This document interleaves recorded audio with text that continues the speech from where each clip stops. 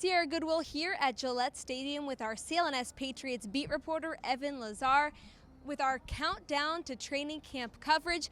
A major question that all Patriots fans have been asking is Demaryius Thomas and Josh Gordon. Will they play and when will they play, if at all? Yeah. So Evan, give the people what they want. What do you think? I think this is an if thing, right? For both of these guys. Are these guys ever going to suit up for the Patriots? I have my doubts about both of them, or I guess for Josh Gordon again for the Patriots. But I think that with Demaryius Thomas, it's mainly just can he get on the field in time enough to make that initial 53-man roster cut down? Or is he going to be a guy that is going to end up on like injured reserve or the PUP list and come back after 6 or 8 weeks or something like that and then be a factor late in the season?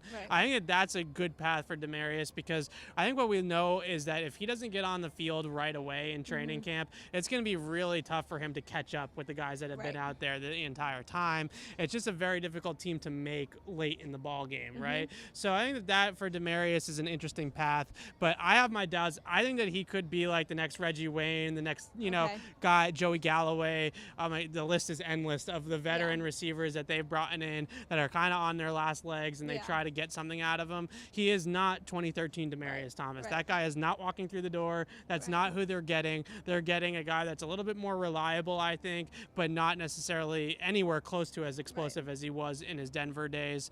And then there's Josh Gordon. Yeah, it's a bit deceiving when you hear the name Demaryius Thomas. You think of this explosive player. It's not the same at the guy. Top of his game. Does he even have anything left in the tank? We don't know. Yeah, I don't know if he has a ton left. I think the tape I watched of him last year, he's become a little bit more polished in his old years, right? He's got a little bit more of a wiliness about him, where he's got some trade craft, but he's certainly not anywhere near as explosive as he was. He's not going to create a ton of big plays like he used to, but if you have him as a second or a third option at receiver and you're looking at him within a progression, within the system, and he gets open within a scheme situation, maybe then he can make some plays, but he's not the guy that's going to demand targets anymore, or that's going to take the top off the defense all by himself, a la 2013 Demaryius Thomas. Then obviously Josh Gordon, we've talked about on numerous occasions the Patriots. And we'll keep talking about him.